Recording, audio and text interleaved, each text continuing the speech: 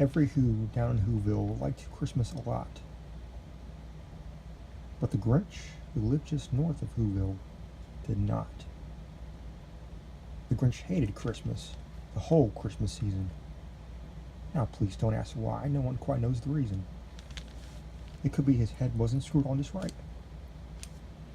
It could be perhaps that his shoes were too tight. But I think the most likely reason of all may have been that his heart was 2 sizes too small. Whatever the reason, his heart wore shoes. He stood out there on Christmas Eve, hating the Whos, staring down from his cave with a sour, grinchy frown at the warm lighted windows below in their town. For he knew every Who down in Whoville beneath was busy now hanging a mistletoe wreath, and they're hanging their stockings. He snorted with a sneer. Tomorrow is Christmas. It's practically here. Then he growled, and with his Grinch fingers nervously drumming, I must stop this some way. I must find some way to stop Christmas from coming. For tomorrow, he knew, all the Who girls and boys would wake bright and early. They'd rush for their toys. And then, oh the noise, oh the noise. Noise, noise, noise. That's one thing he hated. The noise, noise, noise, noise. Then the Whos, young and old, sit down to a feast. Then they feast. Then they feast. Then they feast, feast, feast, feast. They would feast on Who pudding and rare Who roast feast, which was something the Grinch couldn't stand in the least. And then they do something he liked least of all. Every Who down in Whoville, the tall and the small, would stand close together with Christmas bells ringing. They'd stand hand in hand, and the Whos would start singing. They'd sing, sing, and they'd sing, and they'd sing, sing, sing, sing. And the more the Grinch thought of this Who Christmasing, the more the Grinch thought, I must stop this whole thing. Why, for 53 years I put up with it now. I must stop this Christmas from coming. But how? And then he got an idea. An awful idea. The Grinch got a wonderful, awful idea. I know just what to do. The Grinch laughed in his throat. And he made a quick Santa Claus hat and a coat. And he chuckled and clucked. What a great Grinchy trick. With this coat and this hat, I look just like St. Nick. All I need is a reindeer. The Grinch looked around, but since reindeer are scarce, there was none to be found. Did that stop the old Grinch? No. The Grinch simply said, if I can't find a reindeer, I'll make one instead. So he called his dog Max.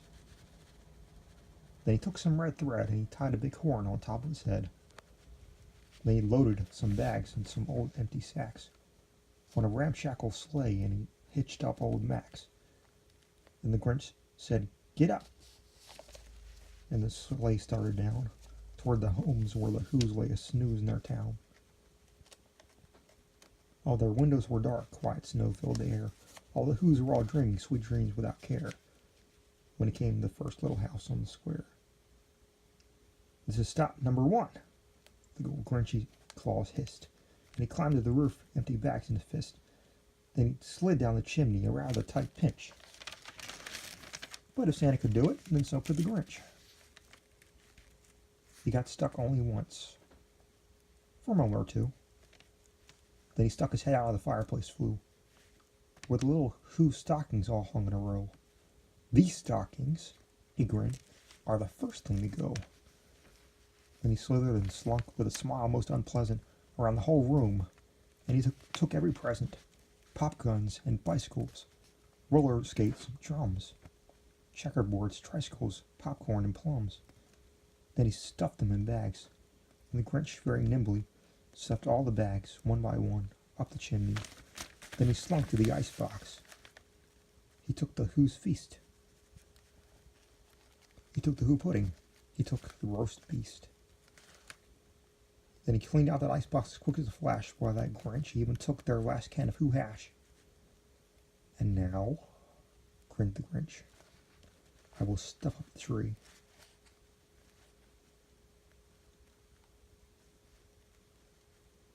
And the Grinch grabbed the tree, and he started to shove, when he heard a small sound like the coo of a dove.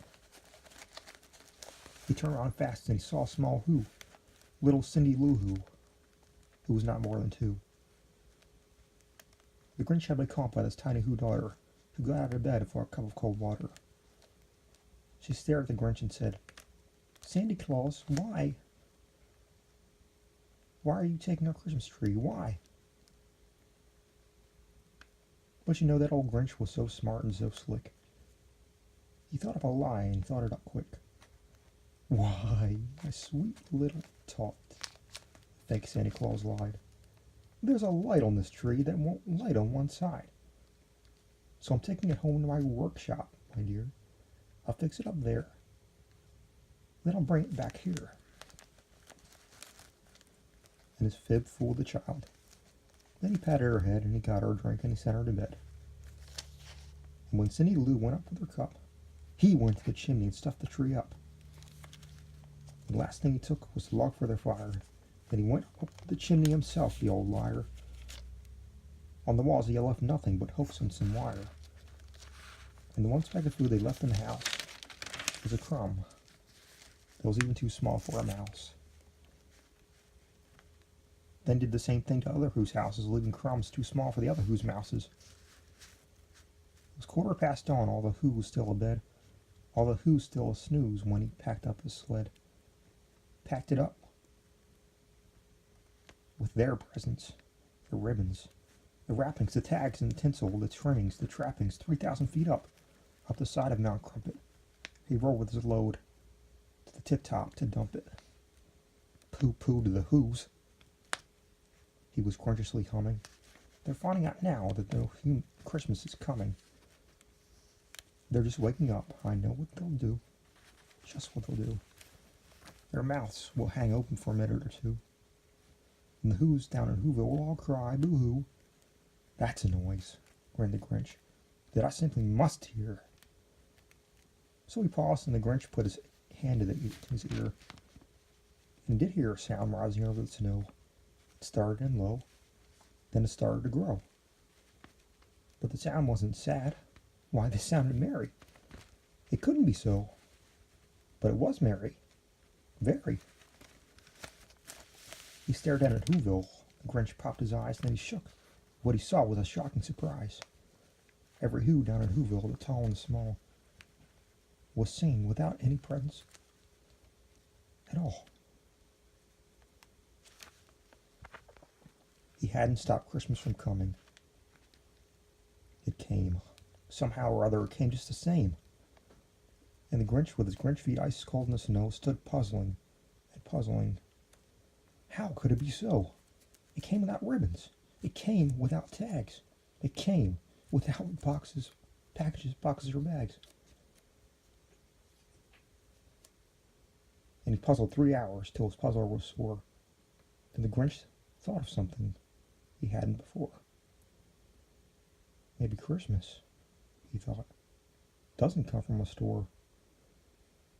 Maybe Christmas, perhaps, means a little bit more. And what happened then? Well, in Whoville they say the Grinch's small heart grew 3 sizes that day.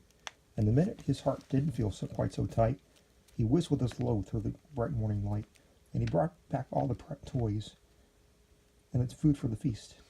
And he himself, the Grinch, carved the roast beast.